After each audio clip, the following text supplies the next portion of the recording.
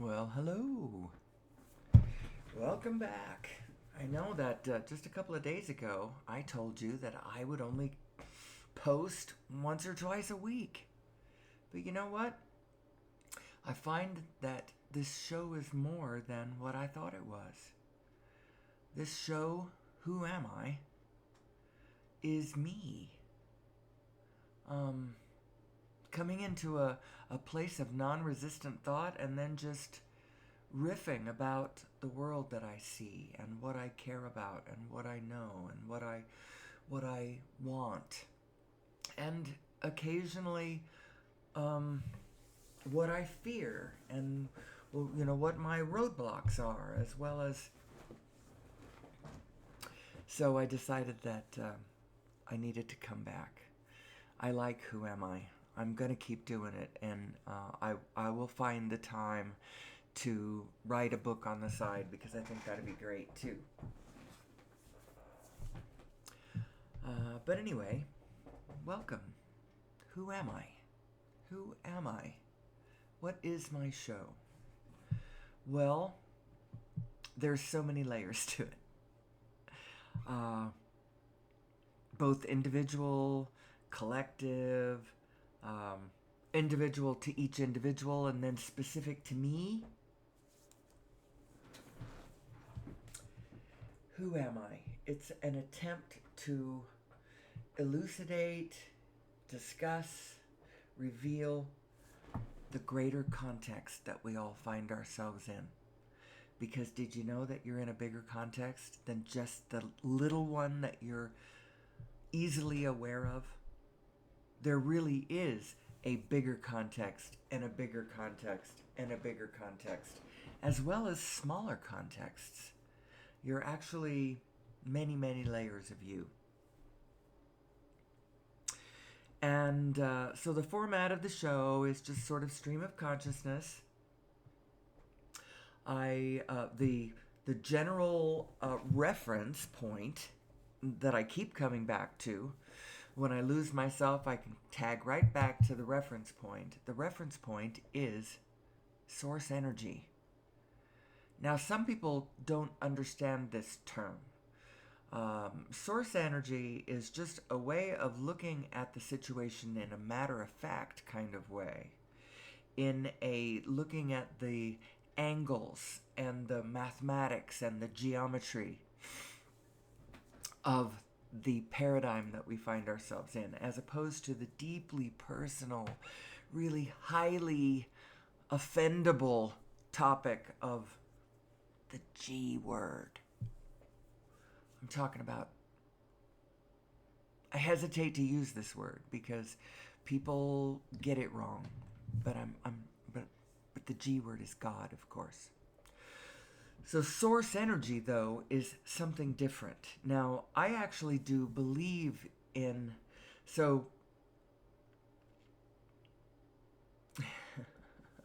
I just spotted a landmine as I got ready to walk in there. Because I don't really want to talk about the G word. I want to talk about source energy, and they are slightly different.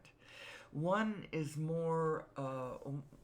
Some people, when they think of the G word, they're thinking more of the aspect of universal consciousness that knows everything, that loves, that is love, and actually that is source. But actually, it is source. It is source. Often, when I talk about source, though, I'm talking about the energy, the matrix, the connected pattern, the fractal hologram, the black hole structure, the scaling, nested multiverses. You know, that's often what I'm talking about, and actually it tags back to that because you can get it back to a place where it is, um, where it is. It's not personal and it's not emotional. There is a place where the abstract fundamentals of the universe bring you to a place of matter of fact understanding of the mechanics and the frequencies and the relationships and the vibrations, and it's all very cool. We abide in a really, really cool universe. That's what you need to know first. And then, if we could take this understanding, like right where I am, where I'm riffing in the non-resistant, as we add all the things up in our world together and understand its great holistic meaning as we do that.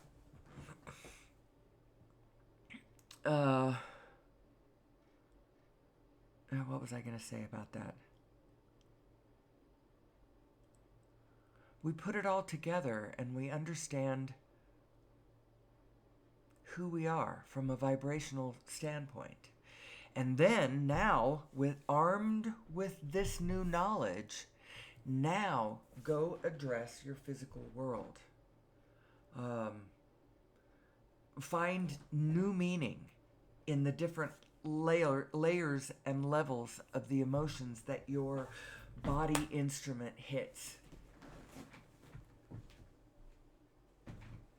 Like all the different tones that your emotional instrument hits.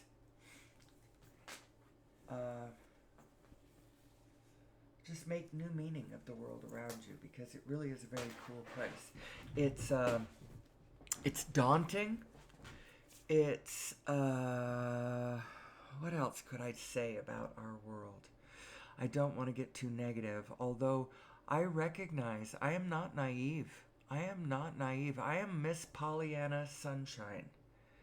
And yet, it's not because I do not understand that the world is capable of enormous darkness.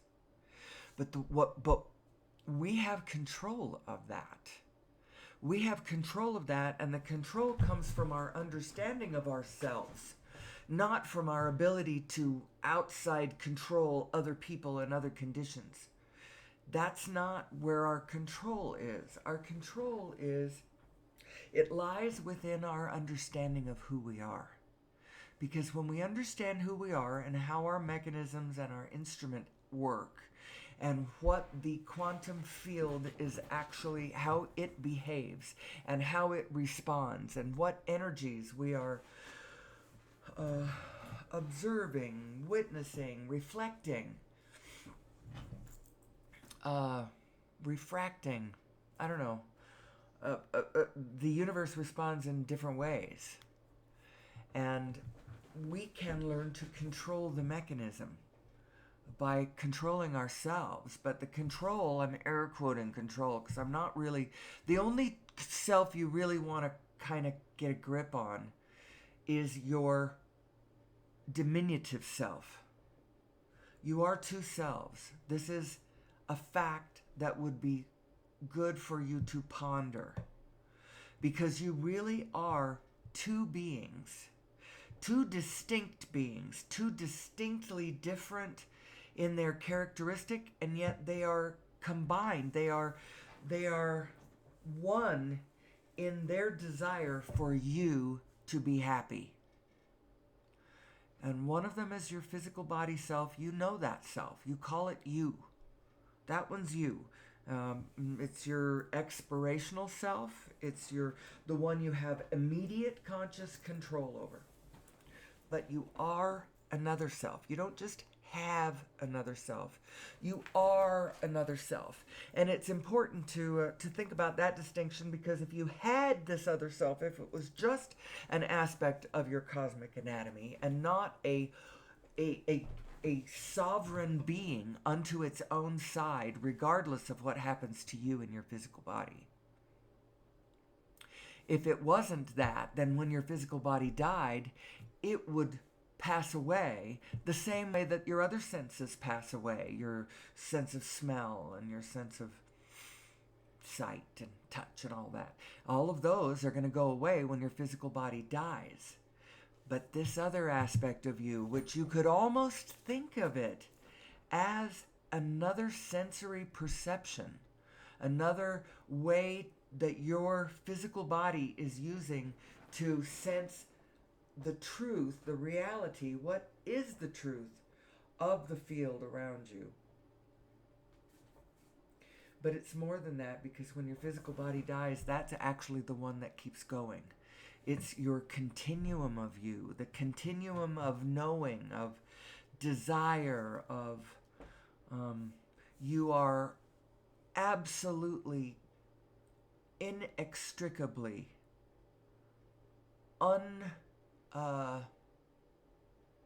hidably, well, you can hide it from you, so that almost sounds, but from your other side, it's not hideable. You are tied into the whole rest of the field. And she knows that. She knows that so well. She knows that you will do better when everyone around you does better too. She knows that. She knows you'll be happier. She knows you'll have more fun. She knows you'll feel safer. She knows all kinds of things about you and about what you want and your world.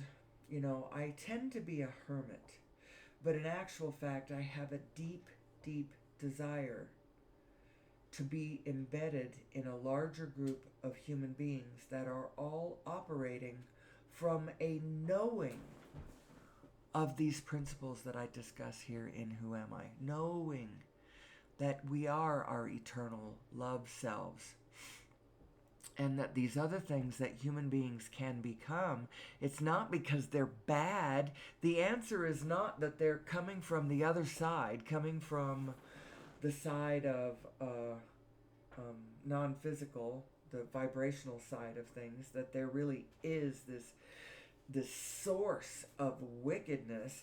Now, there is a momentum of a dark story, a tale, a dramatic tale that's going on, that's weaving through the universe. But at its fundamental level, all of the players of that dark play know that they belong to the light. There is no source of darkness. There's only a source of life and knowing and connectedness and the matrix and this wonderful, wonderful universe and the way that it is designed. Now, it is true. It is true that this universe is so accommodating that it will support you in any belief that you have. And that includes the dark ones. So if you choose to go to places where you obsess about darkness and you are focused upon the bad things of this world, as a matter of fact, you should never use the mythology that sort of implies that you should keep your eyes off the darkness. They're right, because it has a kind of dark momentum, a pull to it that will take you down a path that isn't really where you want to go. So don't do that. As a matter of fact, do not focus on the good or the bad, what you imagine or judge to be the good or bad of this world from a physical standpoint. Don't do that.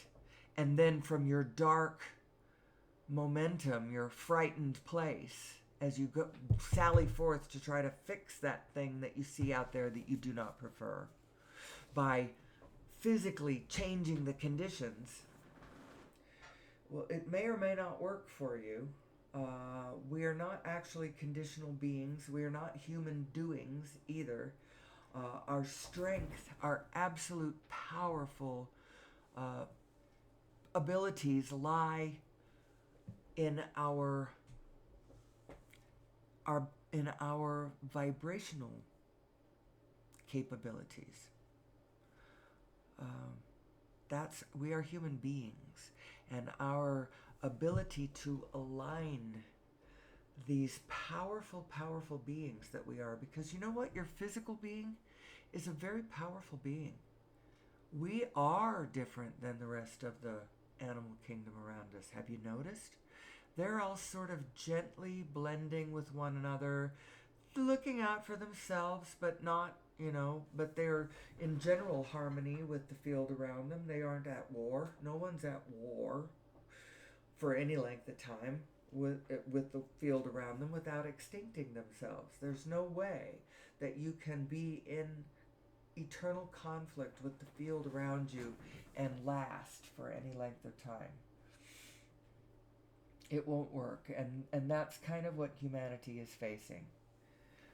We are at conflict with the field around us, with the biofield around us. And we are, in our own activities to support ourselves, we're destroying everything around us, which is crazy. We don't have to do that. We can actually use our wisdom and our cleverness and co-create with this biofield around us to create intentionally Eden. Shall we regarden Eden? I want to regarden Eden. I think it is mankind's ultimate destiny. If we have one, that's what it is. If we continue our destructive behavior, then our destiny is either a vastly diminished, a post-apocalyptical hellscape, or we're gone, or we get it. And we have a future, and this is what our future is. And wouldn't it be cool? And wouldn't it be fun? And I want to get to that place. I want to live in the future that I know is ours, where we regarden this planet. Part of I should be a science fiction author, but the problem is that I really have never authored anything. But I can I can envision, that's the word, I can envision the future that we are all headed for when we understand more clearly who we really are. Who we really are. So,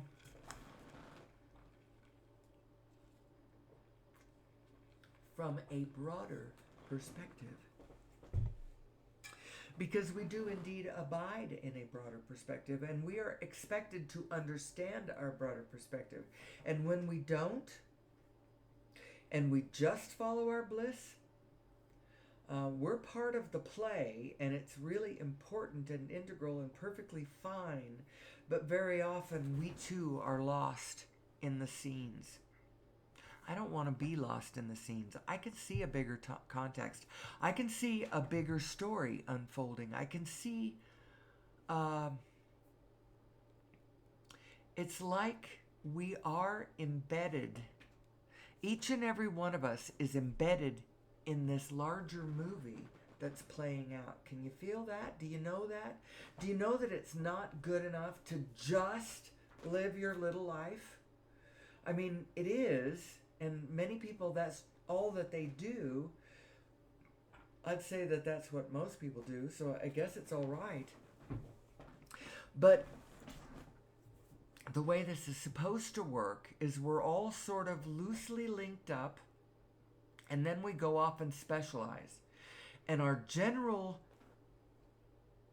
state, or our fundamental starting point, or the way it all aligns somehow is understood. And so now I can go off and deeply specialize, knowing that I'm going to tag this information back to a larger frame that is set up in alignment, and my people are moving forward with all of our systems in an aligned and harmonious way. And if we were in alignment, that would be the way it would work, and it would all be fine. And the fact that we have a tendency to not monopolize, but to centralize, to link up in a way that then the momentum, we build on it from there and from there and from there, and everything starts linking up, and then all the systems are in bed together, you might say. But you usually say in bed together when you don't like the way they're linking up. Our tendency to try to do that in a big, that would serve us, except there's something rotten at the core of the way our understanding is linked up. It's subtle. It's because we don't know who we are. That's all that it is. It's because we think that the material aspect of the material world is the primary one to focus on, and it isn't. It is the target. Obviously, it's the target. It's what you want to change. You want the ability to change the conditions to more pleasing in their manner. Wouldn't you? Wouldn't you like that? In general, do you care what it looks like as long as it's beautiful, as long as it's harmonious, as long as it's sustainable? Do you care what it looks like? At some point, you can care what it looks like, but not to the detriment of the spirit, because the spirit always comes first. The vibration of it comes first. You remember that guy from World War II, and I need to go look. I'm not sure what words to say, but I can probably put it into Google and they'll figure out who it is I'm trying to talk about. I don't know if the guy who said this was the Reverend, or whether it was just the layman guy who was a German, lived through the Third Reich, and then talked about it afterwards, what it felt like. And what he talked about was this moment when you look around and you realize all of the forms around you they still appear to be the same. But everything has changed because the spirit has changed.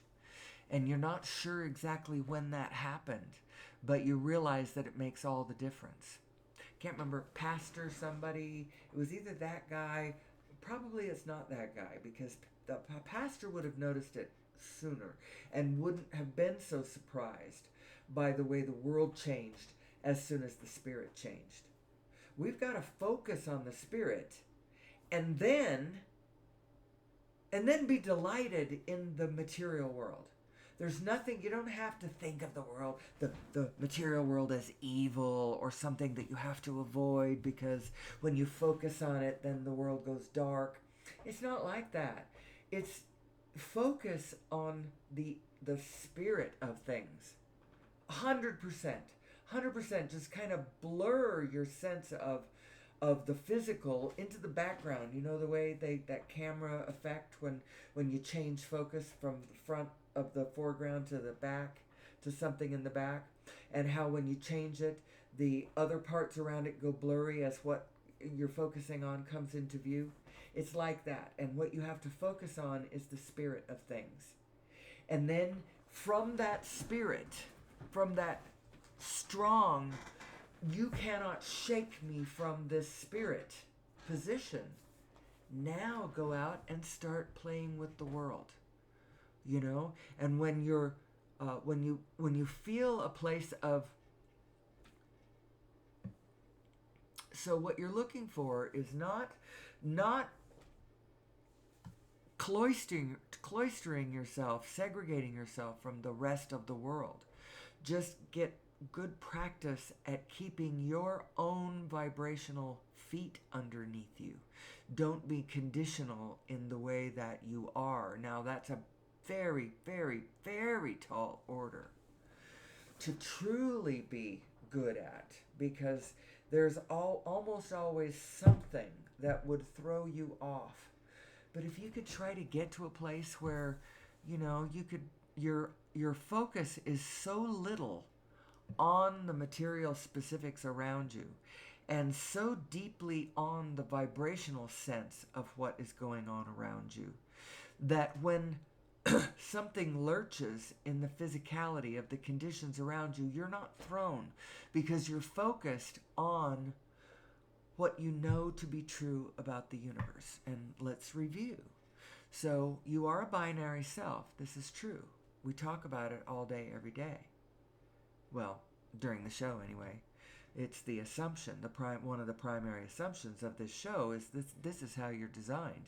You are two selves, and one of them is your physical self.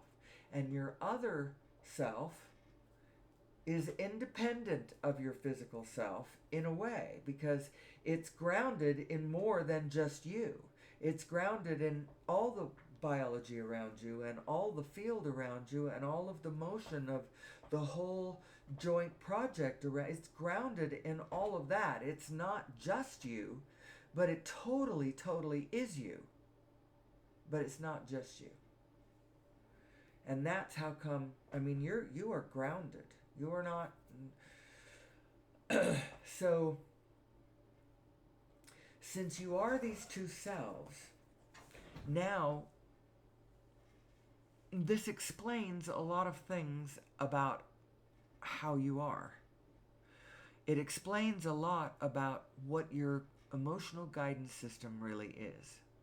And, so one of the new things on the show that I've decided, and it's because my slides, which were always the same slides representing the same things, as I moved through them,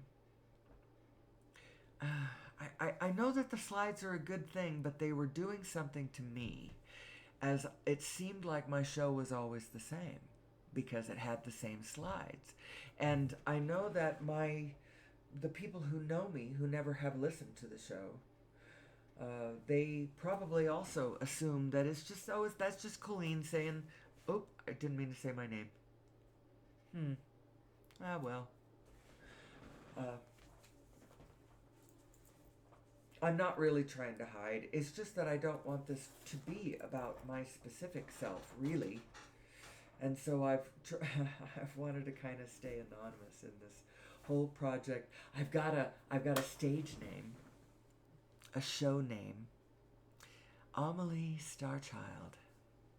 Although I've thought about Amelie Starcraft too, because we are driving these beings of light through the cosmos, these vehicles made of light. We are driving them through the cosmos. And what is this being of light I speak of? It's your consciousness. That is the vehicle that you are riding to forever. The vehicle that you're riding, although, it is seamlessly material and not material. This material world is vibrational. So what have I thrown down that I haven't, I know that I start in some places and then I get excited about something and then I might digress. I always come back to the same thing. The idea is we're talking about who am I? Who am I and how does this field, this divine matrix that I find myself embedded in, how does it freaking work? At the very least, it is so fascinating, even if you can't figure out how to make a living, and how to plug into your source would tell you how. Your source being would tell you. Now, I talk about source as though it's impersonal, as though it's abstract and matter of fact and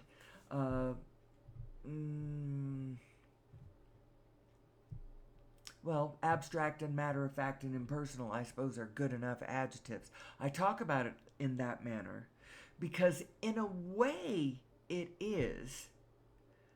But then when you take those principles into yourself and realize what they're saying to you and how you connect to the actual reality of this big, connected, conscious universe, you realize that while on the one hand it's very matter-of-fact and not personal at all, on the other hand, it is so deeply personal and so matter of miracle and magic. But it's not miracle or magic. It's just when you start to understand the potential in the setup, how you are designed, and how specifically somebody tweaked you. I believe we're genetically modified, and I think that it's more than just a side interesting thing. Something that I think supports the idea is So if we weren't tweaked, then this just accidentally happened. And either way, uh, uh, but the reason I think it's cool to think that somebody did it on purpose is because of what it accomplished. What happened when this it gave us our emotions for one thing, and our freaking emotional guide, our emotions sing to the quantum field. When we truly understand the potential at our fingertips, and at the basis of our link to this and our ability to function optimally in our equipment is tied to our emotional guidance system, our positive and negative emotions. When you realize what our design is and what the matrix is, then you go, oh, it makes absolute sense that someone would do this to us, because it is the optimizing of an ability that is freaking magical and vast in its scope. And I only use the magic in the sense of that feeling inside of you of sparkling possibility that anything could happen in a really cool way. That's the only reason I use the word magic, because it isn't magic at all, any more than it's supernatural. Because by that's an oxymoron. It's not really an oxymoron, because super and natural, those don't exactly contradict one another, but it's not any. It can't be. Yeah, I guess it is. It is like an oxymoron. What it means is that you can't be outside of the natural. All that exists is natural, and all that exists has an order and a logic. It is all logical, all the way down to your emotions. Your emotions are logical. However, when you believe that the world is conditional, material, conditional, and that it is a viable option to just jump into action from the impetus of your negative emotion. I am angry and I'm pissed and I'm gonna go out and do something about it. Well, every time you do that, you that's illogical. That's illogical. That's where your emotions become illogical, and that's where Mr. Spock starts getting uneasy about emotions. It's negative emotions. Now, they always talk about both sides. He doesn't go to the positive side either, but it's probably because he does not want to do a manic depressive, up and down kind of. He wants to maintain a kind of equilibrium. But our emotions are logical. And the reason that they're logical is because what you are witnessing with your positive and negative emotions is how your two minds are blending. Those two minds that I keep, and I want to show the picture, the aperture, but I'm not going to do it. I'm not going to change to any of my slides. I'm not going to do any of them. I have all kinds of beautiful background scenery. I've thought about, but I don't want to digress and start going through my slides for y'all either. I'll just leave it on this. I call this one Forest Yoga Woman. I think I think that this scene has been AI generated. It's hard to believe that there actually is a scene out there as beautiful as that, but the world is a very beautiful place. That's just she's lovely. So I'm digressing. You are two selves, and the meaning of your positive and negative emotions is your larger vibrational self. And it's not just an aspect of you, although it is an aspect of you. It is to hand as if it was a sense of yours. You have that kind of intimate access to it. But the reason it's not just a sense of yours is because it's actually you. It's actually you. You know, I know parts of my family are quite intrigued by the notion of this being a simulation. This is a simulation. And we're actually sending back information to our source, you know, to our whoever we are. And you can imagine ourselves in some other universe peering in and playing this as a video game. But that's not actually how it is. It's not, that's an analogy, but it's not exactly what it is. It's like you are the vibrational being. You are, it's not you in another physical body, in another universe, playing this video game in a virtual simulation. It's not like that. What it is that you are the formless being playing the video game. And all of the beings are sending back their information to you, but it's not a one-way street. It's a two-way street. And the great being is the Almighty. The Almighty. I love that word because that is a word for God that others have used, and it says it vibrationally. It feels very correct. There is an allness to this situation that is not discountable. It is omnipresent. It is omniscient. And the way that it works, the way this holographic divine matrix thing works, and this is what's so cool, this is what we're all made of, and that's why it's so cool. That's why ultimately we're all right. Ultimately it's all safe. It's all safe. But we could make it a lot more satisfying and a lot more truly safe, and we would all feel that safety if we would have a better notion of who we are and work the equipment correctly. And when you're deep in the throes of a negative emotion, don't judge yourself, don't blame yourself. It's wonderful, it's fine. As a matter of fact, I have gotten to be, so I am so good at being positive that you rarely get me to a place where I'm negative. But that doesn't mean that that doesn't make me better than anybody else, and that's not what I'm saying.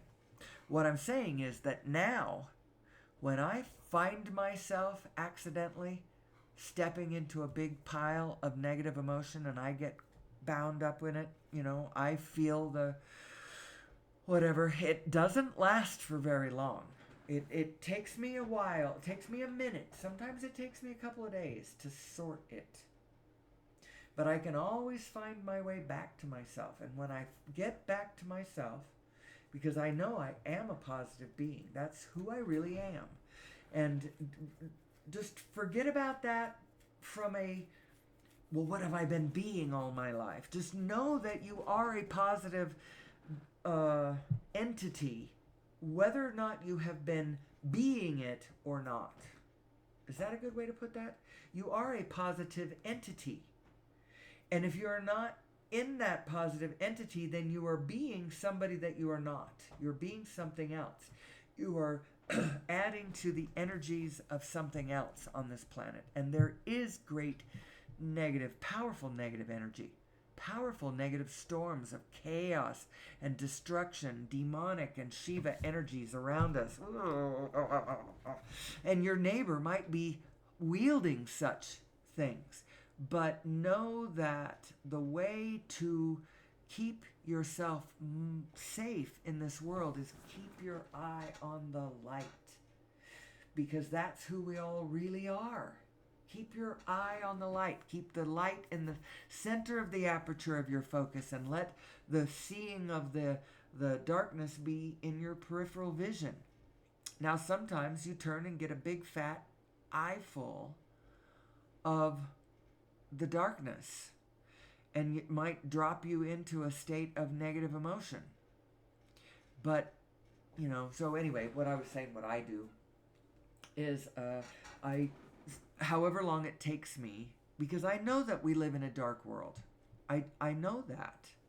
We're in the middle of the sixth mass extinction. I know that I can cast my eye in one direction or another, and I could find I could dial into the specifics of any of that and horrify myself and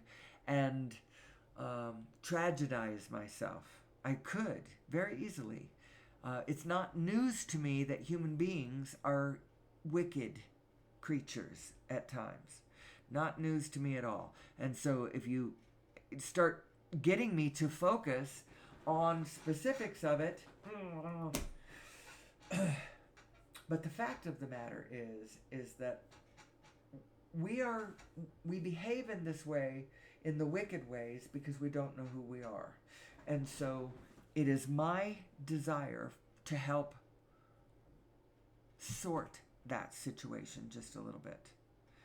And I got to get my focus back on who we really are, because what's going to solve the problem is the sixth mass extinction and all the tragedies going on.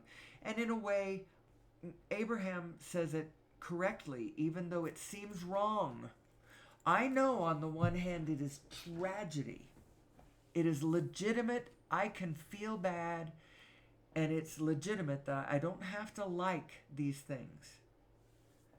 On the other hand, there's nothing all that serious going on here, in the sense that if we would lighten up and be who we really are,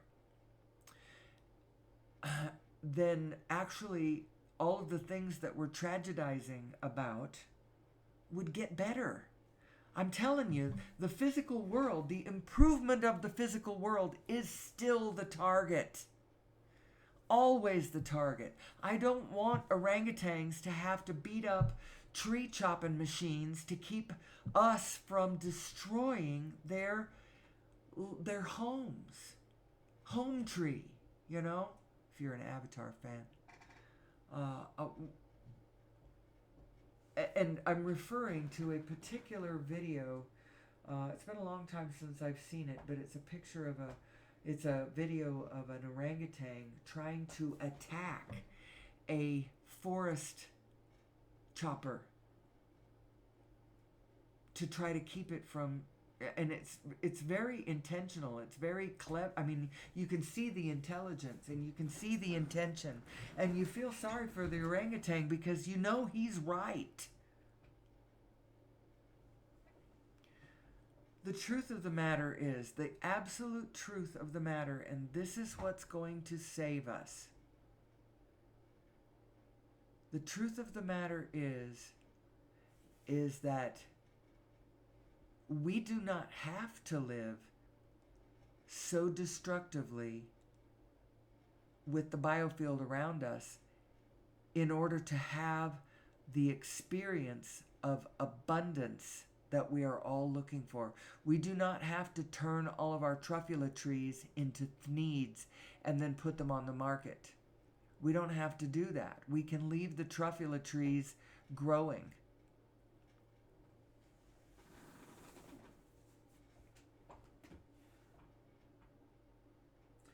So what do we do about all the goods that human beings need? Well, we can be a lot smarter about everything.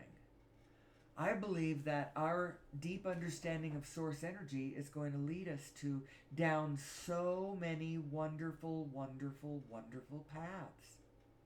One is through our better understanding of our physical equipment and our increasing reluctance to throw ourselves wholeheartedly and headlong into negative actions, as in, war, and throwing myself headlong into a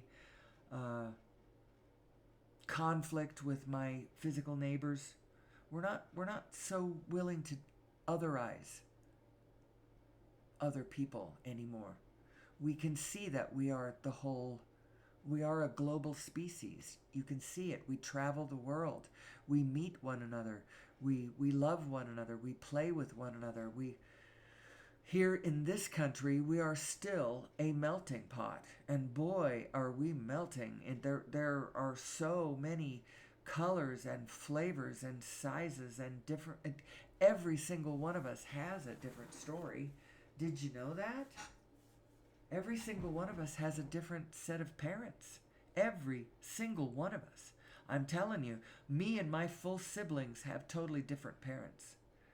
We all had different experiences with those parents and the way they raised us, the way they introduced us to the world, the way we interacted made all the difference from our side of it. Totally different experiences, every single one of us. And yet we all weave together into a massive whole tapestry. And you can't subtract any of us. You can't subtract any of us. Not in your mind, not in reality.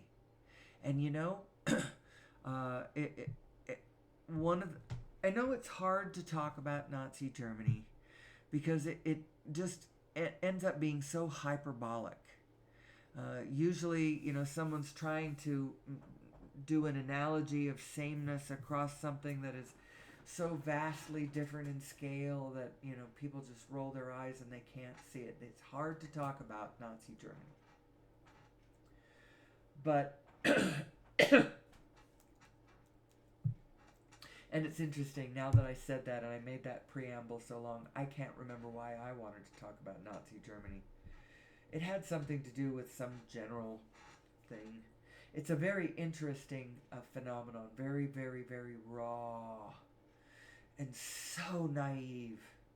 So absolutely naive. From all points. Everyone in that situation was so naive. Hitler himself was so naive. He was convinced of something all the way to the bitter, bitter, bitter end. He did not recognize that his wrongness on this one point was what was dooming his Reich. It was absolutely made it mandatory that it would be destroyed almost immediately. It had no chance of staying on 1,000 years because of the poisoned assumption that he had right there up at the beginning, which was that there are races who are better than others, and mine is the best. Therefore, and we have to be in eternal conflict in order to be strong. And so I'm doing everything that I'm doing correct, and we are the strongest one, and so we will win. Well, he was wrong about all of his assumptions, and so of course, that eternal conflict is just going to wink you right into extinction. It's not going to be the factor that keeps you, on top of the world. It's going to be the one that consigns you to the ash heap of history. So primary assumptions, really, really important. So it'll circle back around. I'll remember why it was. What great lesson. What of the many, many, many, many, many great lessons that whole debacle served for humanity. And you know what?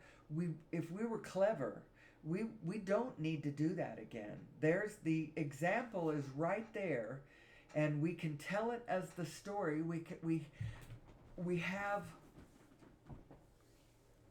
the footage of the time itself to tell the story.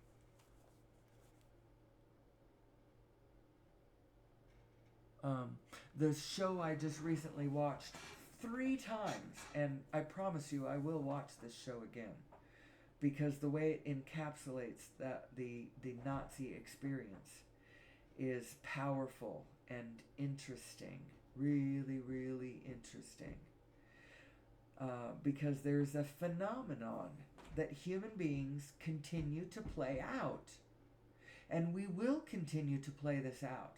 In spite of the laws that what happens, We pass laws, and they're like roadblocks to this wave of energy that we keep doing, that we keep playing out. And the way that the laws sort of try to stop the phenomenon from unfolding helps us to see what the phenomenon actually is. And so here we have it playing out in the United States in a small way. I mean, is it a small way? Is it a big way? I don't know. There are people out there who are terrified of this because they see the pattern. They see it, and they feel its spirit sameness to the one that played out, it's the authoritarian playbook. And you can see that playbook over on, there's some other Netflix series that have been done that are really interesting. How to be, so you want to be a tyrant, or how to be a tyrant? Just Google, put tyrant in the search engine of Netflix, and it'll come up. And that handsome dwarf guy from Game of Thrones is the guy who is the narrator. He's got a beautiful voice, really sexy voice. I don't know why I had to say that in there. I can't remember what his name is, though, but you'll know who he is. He narrates that show, How to Be a Tyrant, or So You Want to Be a Tyrant, and another one about cult leaders, So You Want to Be a Cult Leader, or How to Be a Cult Leader. I can't remember what the name of it is. And then now Netflix has put out this show called something about the Nazis. It's 2024. It's a Netflix show about the Nazis. Put in Hitler and look for one made in 2024. It's not the one about Hitler's inner circle, although that one's interesting too. From a more personal level, you look at the personalities of the small inner circle of Hitler's inner circle. It's a really interesting phenomenon because the Germans, something about themselves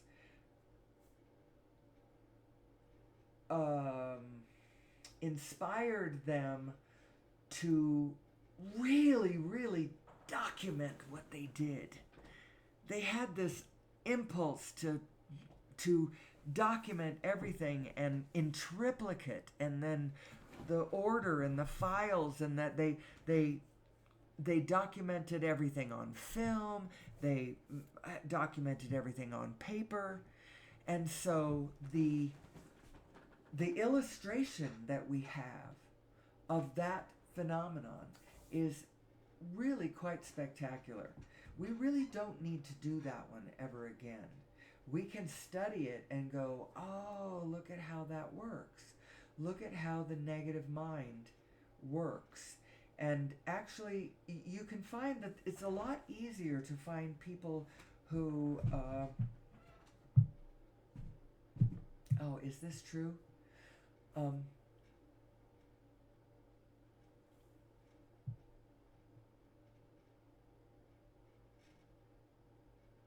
So I shouldn't just let dead air happen. What I was thinking about was my own difficulty in finding a passionate impetus forward from a positive direction. That's what you want. You want an impetus of pure positive inspiration and passion, moving your impulses from your side positively. That's what you want, but not everybody has that. It's easier to find the outrage position and the impetus to act from a negative position. It is. The one from the positive side is more gentle, more flowing, more downstream, more natural, more.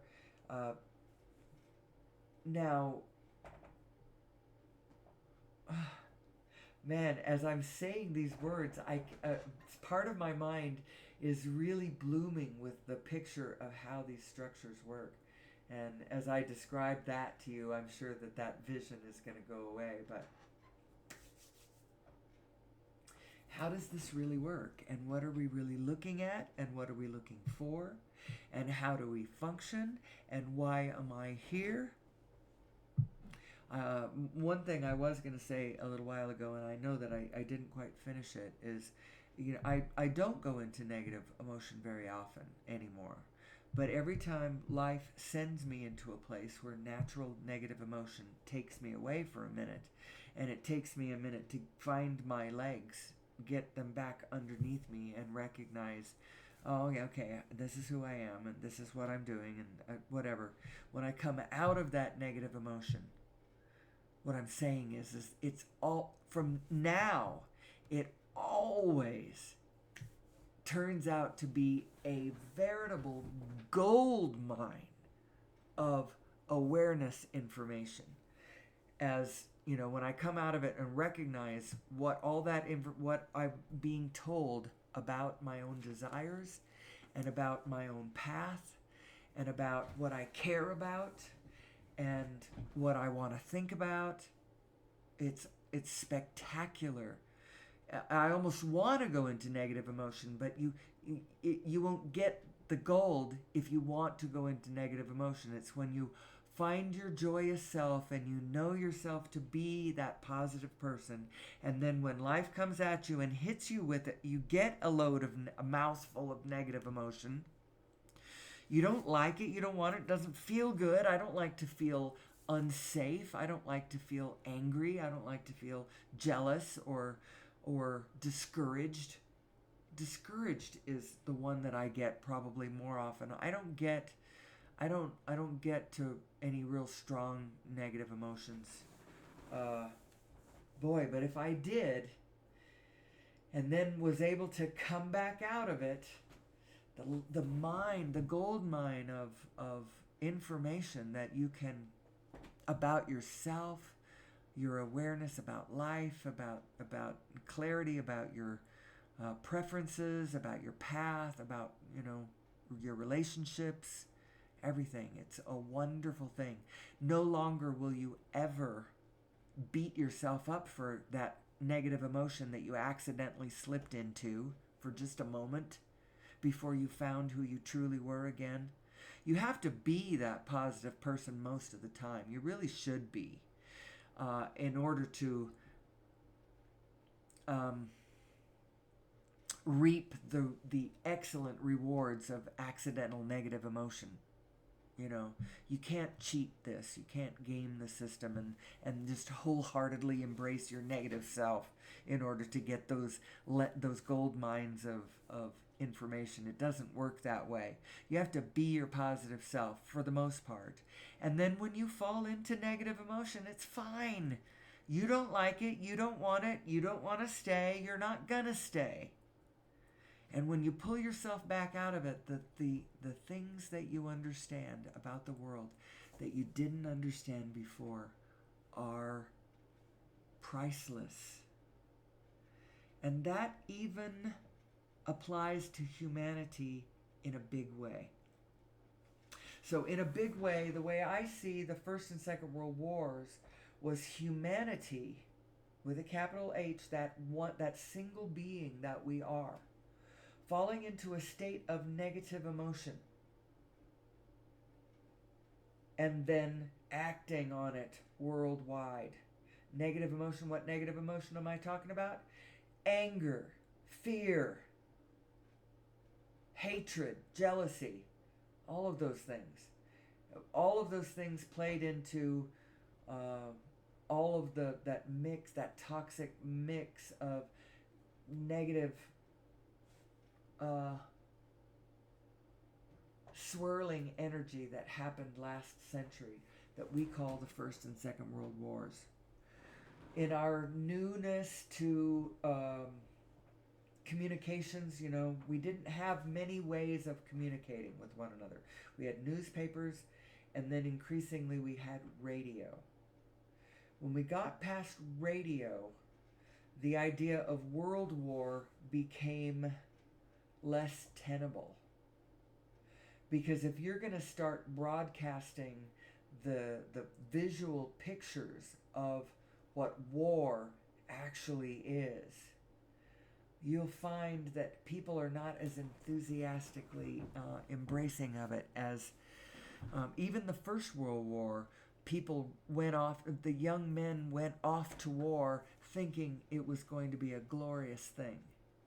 And then it was just horrible. The First World War, in its own way, was in some ways more awful than the Second World War. Those trenches were just...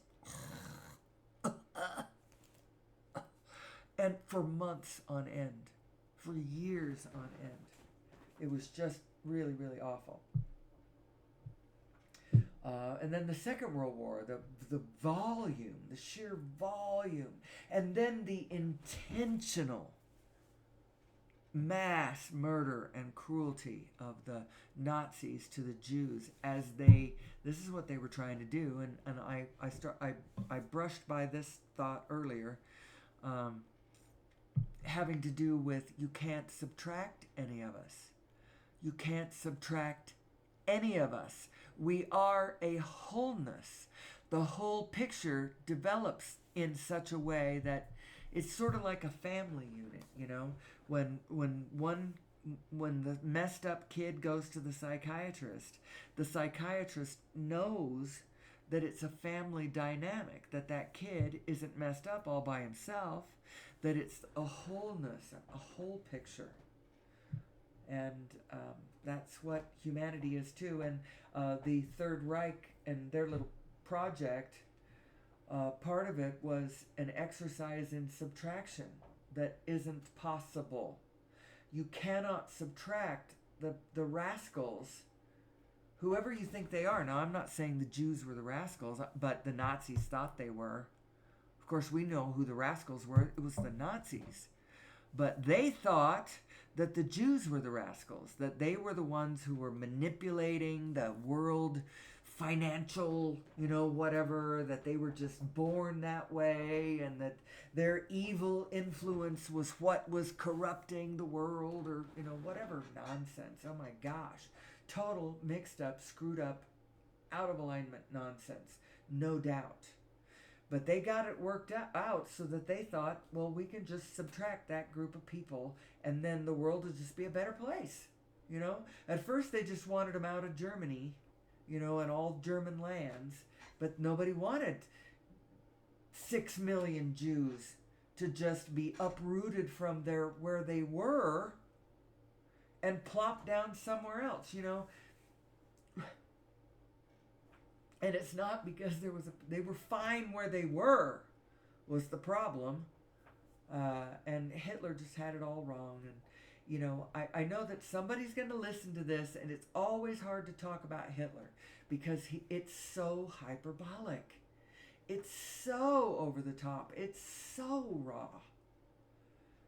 But it illustrates to us how the whole damn thing plays out.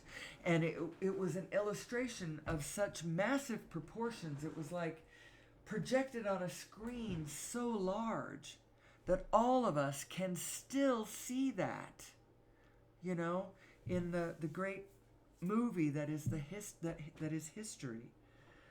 And why do we play this movie we call history? Why don't we just live our lives? It's because I think we need to know who we are. And this movie we call history is showing us who we are. And showing us how to be unto this world. I'll tell you, there is only one way. Now, I don't care what arguments anybody gives me about this, because it doesn't matter. It goes to the, that idea of when you eliminate everything that's impossible, what you have left, however unlikely it appears, has to be the answer, because all the impossible ones aren't the answer. So you're left with, maybe the implication there is that you only have those two choices, improbable or impossible, and so you're stuck with the improbable. So there's only one way that 10 billion people on planet Earth, and I know we don't have 10 billion, but if the past is any indication, we are headed for 10 billion. And we're already stressed at 7 billion. Are we still at 7 billion or are we at 8 billion now? It used to take decades for us to add a billion. And now it doesn't take that long. I don't know how long it's going to take. I saw a figure once. I thought it was interesting. If human beings kept reproducing the way if our population growth rate continued exactly what it is right now, and then, into the future, in some 200 years, the entire known universe would be filled with human plasma, with human flesh. There would be... So, that's crazy. That's crazy. Of course that's not going to happen. What that tells you, though, is that we're hitting the exponential, that point in the graph where it goes up really fast. We're getting close to that point. And, of course, it's all going to collapse before it even, covers the entire surface of the planet, let alone filling the entire known universe with human flesh. But what that tells you is that something drastic is going to have to shift. And what's going to shift is that which is not sustainable will not sustain. And so everywhere where we are doing stuff that is not in alignment with the field around us, something's going to give, and it's not going to be the field around us, it's going to be us. So, that's not actually where I was going with this, though, because I actually am a being of pure hope. Pure hope. There is so much reason to hope in the face of a paradigm that appears so terribly, terribly dark. And how could this possibly be? Well, I think the answer is we've got to understand source energy. We've got to understand who we are. We've got to understand how this mechanism works. And I would suggest that you don't allow yourself to get fixated upon the negative possibilities in such a way that you let that momentum run away with you until you are in a state of chronic negative emotion that you can't get away from because you're so freaking flipped out about what the possibilities are on this planet. I would suggest that you don't do that, because that isn't the way to help us get to where we want to be. That's the way to transfix yourself in the hypnotic view of the darkness, which is what some religious leaders have warned about in being transfixed with the material world. But it's really the darkness you have to worry about getting transfixed by. And the light part, it's okay to stay, to look, observe, and transfix on the material world in a positive way, as long as you, A, don't get attached to the form, because it is in flux. It will change. It's one of the 5 unchangeable rules. Everything changes except for the laws. Everything changes. Everything changes. That manifestation is rolling.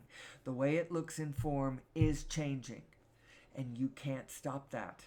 So if you lock onto it and attach to it, and you are only okay if this never changes, then you're vulnerable. You're in deep doo-doo.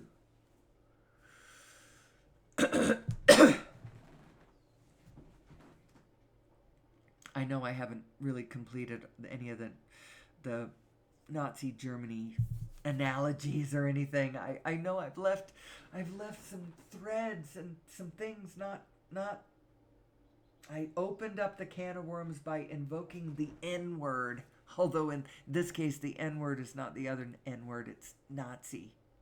It's the other one that you can't talk about it. You certainly can't I can't say, oh, that person over there, he's being just like Hitler. Nobody is just like Hitler. And hopefully nobody will ever be that again. because that was all aided and abetted by a truly naive world who threw themselves into every aspect of that scene that played out, World War II. Every aspect of it from every nation, we played that out in a very naive way. And hopefully we never, ever, ever, ever, ever do that again. And Hitler just becomes this really, really, really, really, really obvious, almost caricatured illustration of the phenomenon. What is the phenomenon? Well, Carl Jung used to call it authoritarian psychosis. And it plays out in big arenas and little arenas. It plays out, it's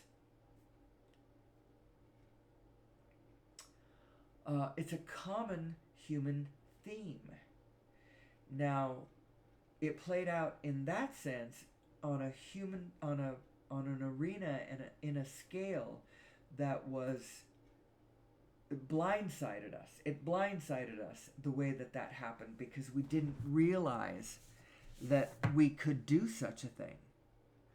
We thought human beings were good, and yet it turns out that they're capable of monstrosities. Does that mean that there are good people and that there are bad people?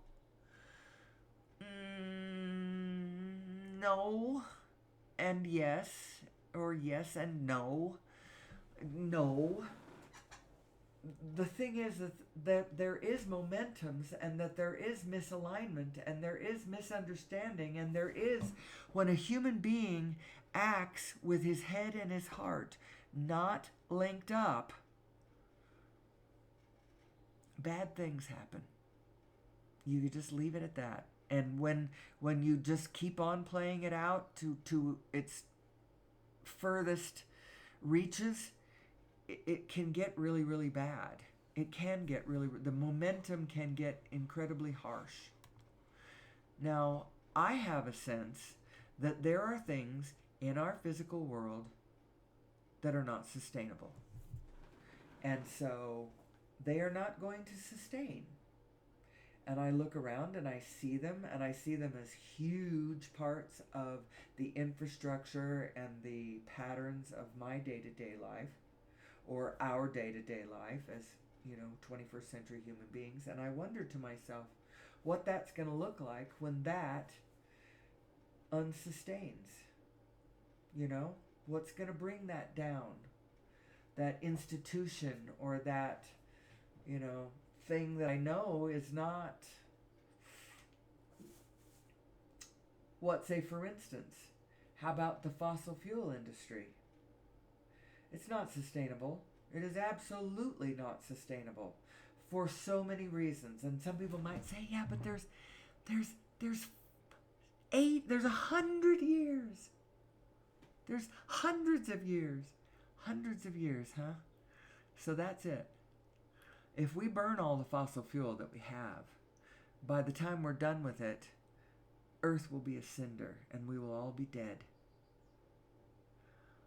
It will be a poison ball of noxious and we will have bludgeoned each other to death in our fighting over the last bits of it. That's not the answer. That is absolutely not the answer, and I'm going to tell you what the answer is, because we ask and source answers. That's the way Abraham tells us the laws of creation are. You ask, source answers. You get in alignment with the answer, and then it'll come to you. It will reveal itself to you through impulses, through ideas dropping into your mind, by impulses to act, to rendezvous, to move, to all of this. You have to get into the frequency of allowing what you want to occur, or what you want to occur cannot find the space to occur. It's like, shut up, quit being so angry, and leave yourself space to be happy with what's about to happen next. And focus that direction. So what is about to happen next? Well, this understanding of source energy is growing. This sense of this divine matrix that connects us all is growing. And there are outfits out there who are making their careers and their lives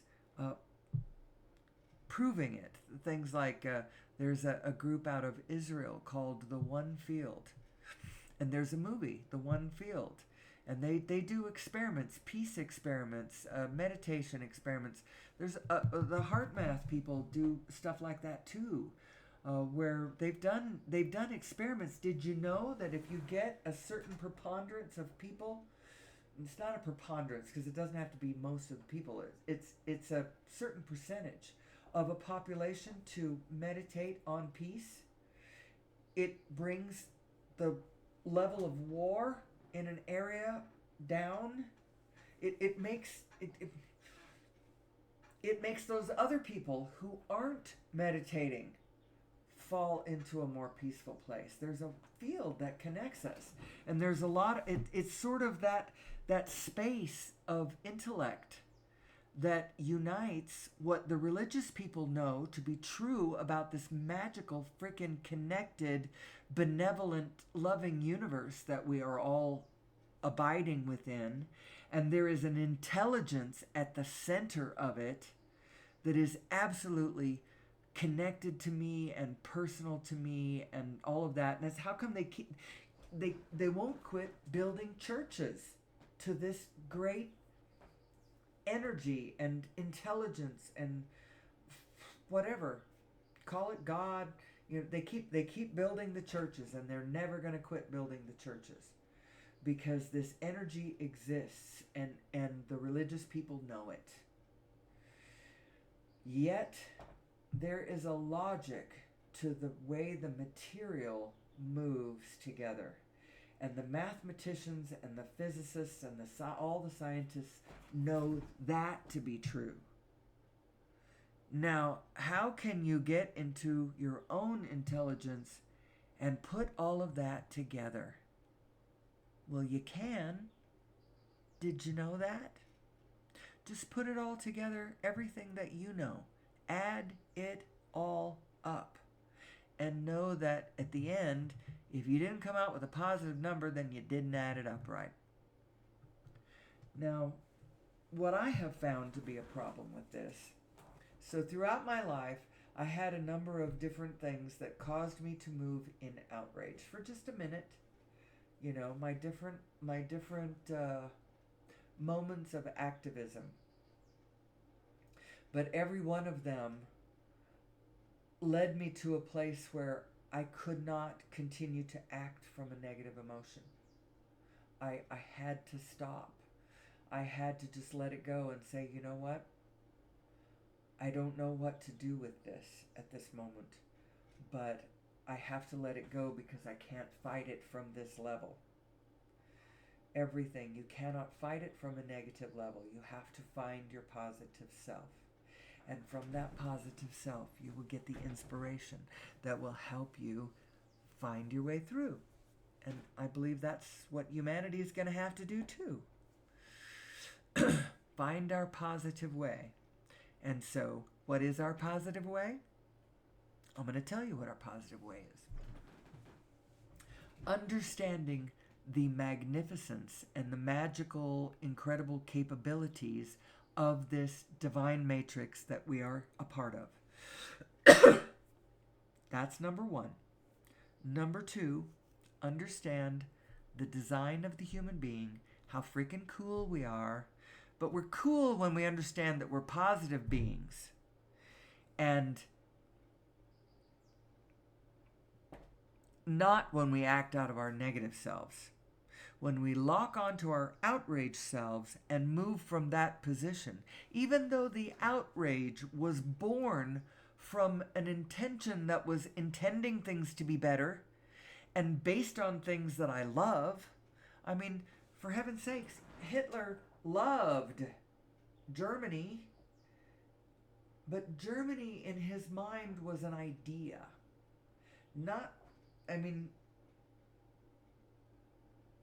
I was about to say, not the country itself. And the reason I was going to say that is because he couldn't see the country itself. And in the end, he was willing to sacrifice the country itself for whatever this thing in his head was that he loved, that turned out not to be Germany itself.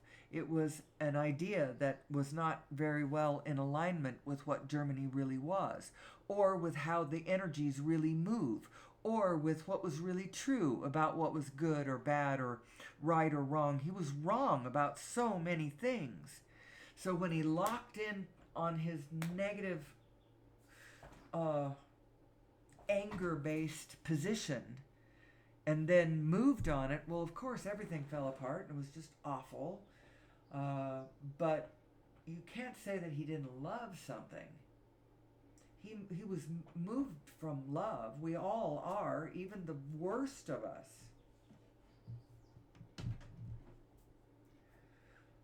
I gotta be careful.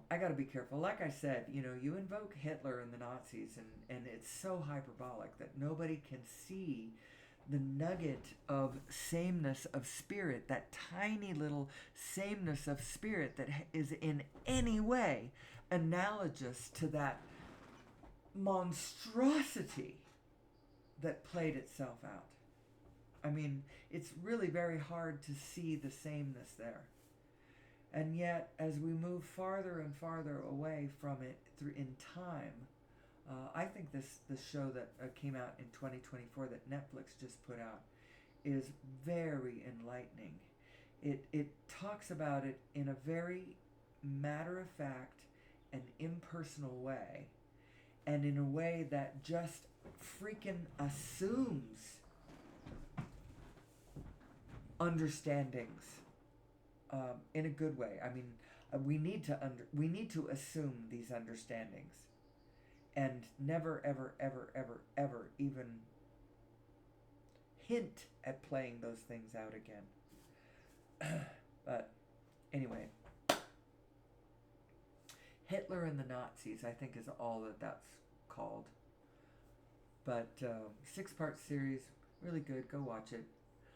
I also want you to watch The Lost Century and How to Reclaim It, because the answer to humanity's problems are understanding ourselves and understanding source energy. Quit taking everything so personally, and then moving from negative emotion. We need to understand what our negative emotions are and get past them. Get past them over and over. Keep getting past them, because they'll keep coming back, because we're designed to have negative emotion. Our negative emotion is just something within us responding to something that we don't care for in the field. Perhaps it's a motion of great misalignment. It's things happening that you can feel will equal terrible things, extinction events, or great epics of suffering, or whatever. You can feel that. You don't have to like what you don't like. And as a matter of fact, what you have felt a negative emotion about in itself is not wrong. But the very position of what you have, where you have to be in order to find the answer to the problem, that's what it is. You've got to have your plug plugged into source. And if you're looking at the problem, you're not plugged into source. Well, you can look at the problem, but when you're in a state of negative emotion about it, then you're not plugged into source. So how can you look at that same problem and stay plugged into source? Now, Abraham claims you can't. I think you can, but you have to hit a broader perspective. You have to you have to see it in a bigger frame. You have to understand what that negative thing that you're looking at, what it really is, what it really means, that it's not an existential read on that you're okay. You're okay no matter what. You are okay no matter what. You are okay no matter what. If the volcano down the street erupts tomorrow and blows us all out of the water, it's still okay. Now, on the other hand, I am actually not okay with my physical self is not okay with how in suffering we can be. Is that the right words? I'm not okay with all the suffering. I want to soothe it. I know that it is hard being a piece of flotsam banging around out here in physical life. It's tricky. It's hard. We should be compassionate with one another. We should care for one another from a compassionate standpoint, knowing that it is difficult, but and that we are all in this together, and that we are all part of a single organism moving through time. Did you know that? You can demark that organism in a couple of places. We are the human organism, and then we are the whole biofield. You could maybe go up to the animal kingdom before you hit the entire biofield. Anyway, so what's the answer? The answer is source energy. The answer is source energy because source energy is going to get us off fossil fuel. And it's going to be the great equalizer. Abraham tells us that when we ask, it is answered. Ask and it is given. But it is given vibrationally. Now it's just a vibration. You have asked, that vibration of your answer is sitting there. It's a vibration. It's not a manifestation yet. It's just a vibration. But it's a vibration that you can find. And if you find that vibration, then the answers will be revealed. Now, what that implies to me is that humanity has been asking forever. We've been at war, we want peace. I am effing sick of war. My father went through a war so horrible. He was in nightmares forever, and even now at 98, he cannot quit talking about this war that for him happened over 80 years ago. He joined in 1943, so that was 81 years ago. That war started, and it hasn't been over for him. You cannot talk to him without he just talks about the war. That's all he talks about. It was so monumental to his life, and I believe that we have put peace in our vortex through all of our experiences of war. We have asked for peace. It's what we want. And the more that we experience war, the more we want peace. It's just the way it works. The more you get beat by your alcoholic husband, the more you want to be married to someone who is kind and sober and, respectful and all of that. It's just what happens. Life causes you to ask, and apparently, as soon as you ask, the vibration of your answer is given. Now you got to go find that vibration. And when you emanate that vibration, when you hold that vibration, you are the recipient of all the impulses to find the answer. So let's back up for just a second. Humanity's been asking for, in our paradigm of scarcity, we want more abundance.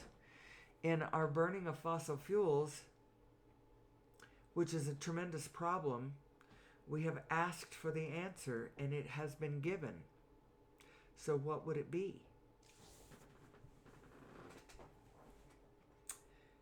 Well, it's source energy.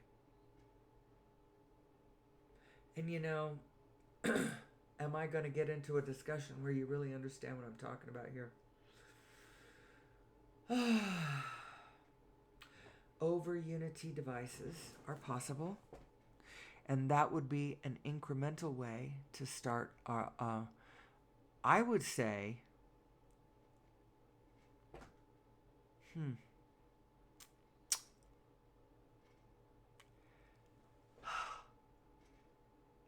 okay. I'm going to pause for a minute because I got to regroup. I don't know what I'm going to do with the last half hour of the show. I've gotten us to this point. It's just stream of consciousness. I'm just talking about who am I and who are we as humanity and where are we going and what are the answers to all of our problems. What is the meaning of life and how do you operate this biotechnological equipment? And how does my understanding of the running of my biotechnology free me from taking myself so personally? Don't take yourself personally. There is an aspect of yourself that is totally not personal, completely transpersonal, you could say. But then some people will misunderstand what I'm saying. It transcends who you are as an individual. You are part of the structure of reality. And there's nothing you can do about that. You exist. You're here. Pardon you for living. You are here. And there's nothing personal about it. And yet your experience of it is extremely personal. And so that's kind of the dichotomy that we are left with. So who am I? I'm really glad to be back in the studio. I tried not doing this yesterday. We went and played golf instead. I had a wonderful early morning golf round with my husband. And that was really fun. I need to do that more often. Can't do it this morning. He's playing volleyball. Can't do it tomorrow because he's playing golf with the big boys at a big boy course. He just plays with me the little 9-hole executive course at Ladera. Costs less money, and besides that, I can't sustain my focus for a whole 18 holes of golf yet. I haven't gotten to the point where I can dependably strike the ball. It's so hard to just focus on just making contact with the ball. But anyway, I tried to not do this show, and I didn't do it yesterday, but I missed it so much, and I realized that I do this for myself. If I don't do this, I have no outlet. There isn't anybody around me physically who wants to listen to the way I want to just ramble about all the things I think about. And I want to put it together, and I want to talk about my past, and I want to muse about our future, and I want to talk about source energy and about all the things that I love and understand and find dear and find interesting. And if I don't do it on this show, then I have no one to speak to. I mean, I can talk to myself, but in a way, this feels like I'm not talking to myself. This feels like I'm talking to you, whoever you are. And so I find that I'm addicted. And I'm not gonna back off on the show. I am gonna be here every day, but not every day, because occasionally I'll sleep in, occasionally I'll play golf, sometimes we'll travel, and during all those times I won't do the show. But I find that I don't do it for the product. I do it because I can't stand to not do it. And that's actually what I wanted to do. I wanted to back off for just long enough to make sure that it was an impulse coming to me from not myself. It wasn't my head trying to force myself to do this thing, but rather an impulse coming from something else. And it is an impulse coming from somewhere else.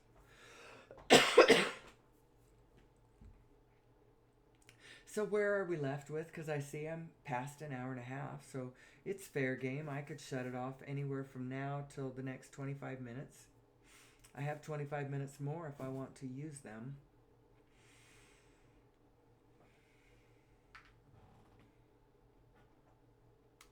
What am I left with? Who am I? Who am I? Who am I? Who are we? What are we doing?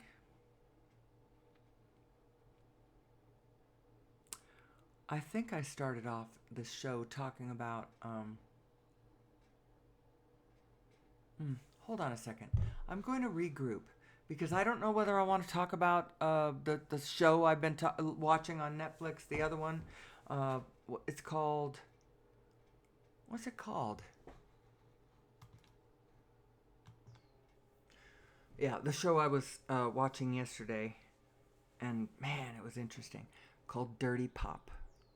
And it was a new documentary over on Netflix talking about boy bands, the boy band scam, and Lou Pearlman, and the longest Ponzi scheme, and it's just breathtaking.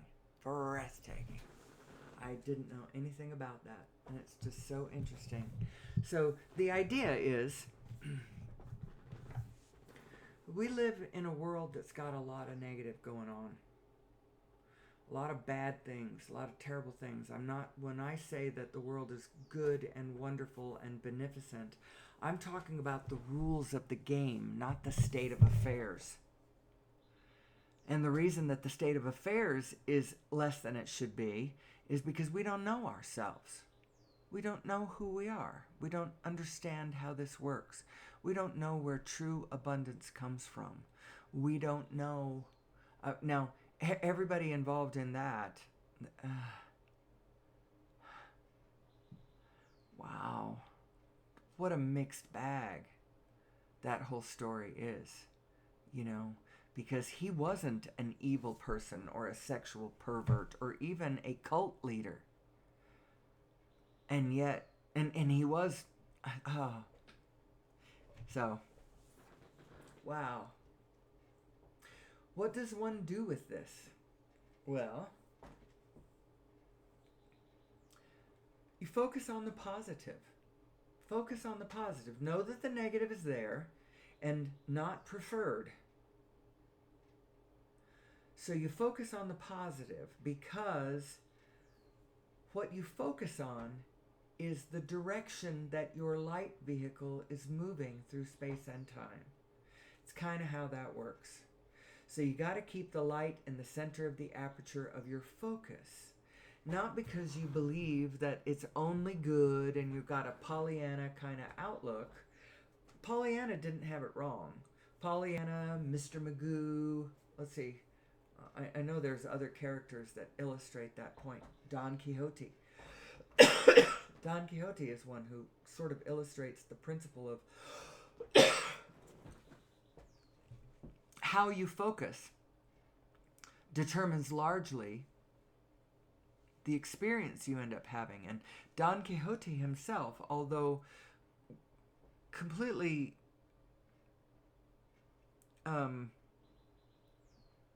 living in a fantasy world, in a way, tilting windmills and thinking that the neighborhood whore was a beautiful, a fine lady, and that the barber was the lord of the manor.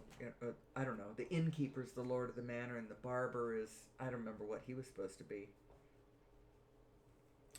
He had the golden helmet of Mambrino. Anyway, the point of that is, if you watch the whole... Actually, I'm probably thinking of Man of La Mancha more than Don Quixote, the book, which I've never read, by the way, but I loved Man of La Mancha. I thought it was so wonderful. What it's illustrating about the focus of life and the power to bend things in the direction of your focus.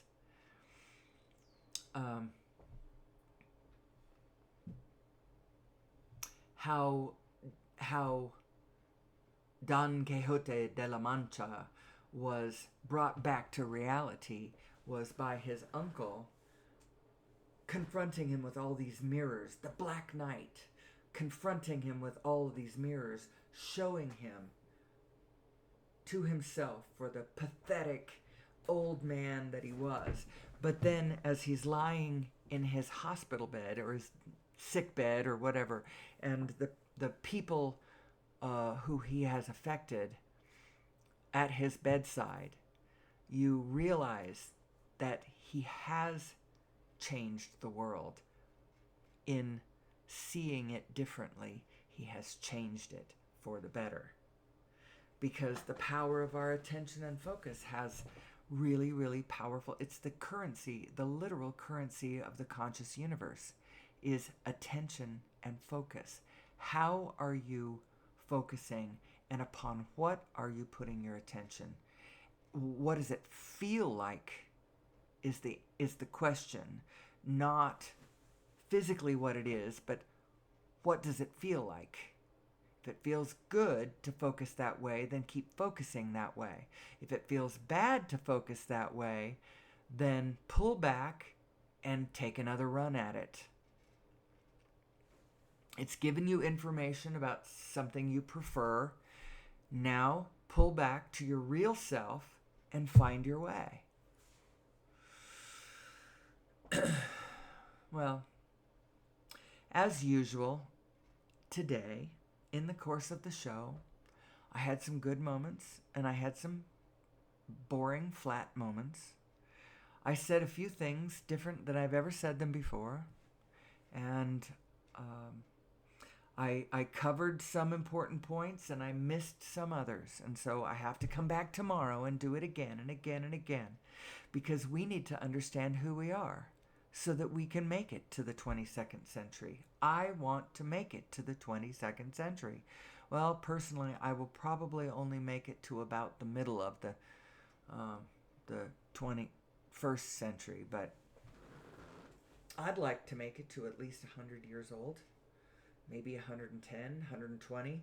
If I can get a handle on what to do with myself, how to find my own purpose, which I think this show is part of that, as well as, lovingly cultivate a few actual real relationships with the people around me, because I'm going to need people around me. I got to have relationships with my family and my friends.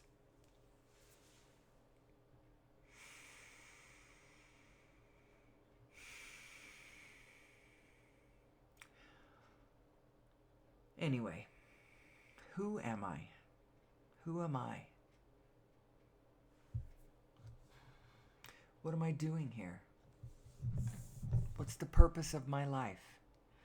The purpose of life is to live. So that would be the purpose of my life and the purpose of your life, to live and be joyful. I think that's the purpose of a human being. We are designed to be in the positive somewhere. We don't have to be all the way into joy, but we need to be. You know what? I didn't want to change any slides at all. I was going to change no slides whatsoever.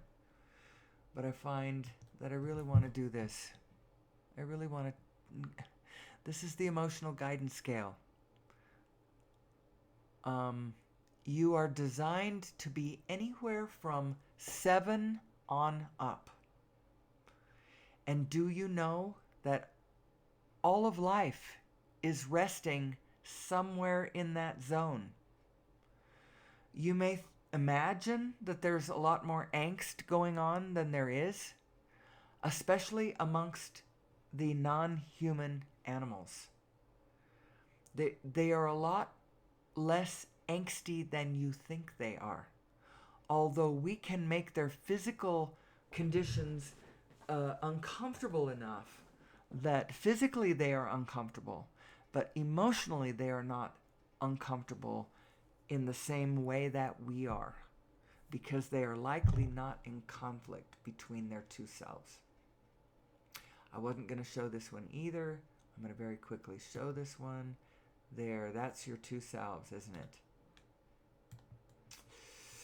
And your emotional guidance scale is your read on how well your thoughts that your small physical mind is taking, how they are blending with what your greater mind knows to be true about the situation. And it's just as simple as that. That's basic Law of Attraction 101. You are two beings. You are two beings. You are your physical self.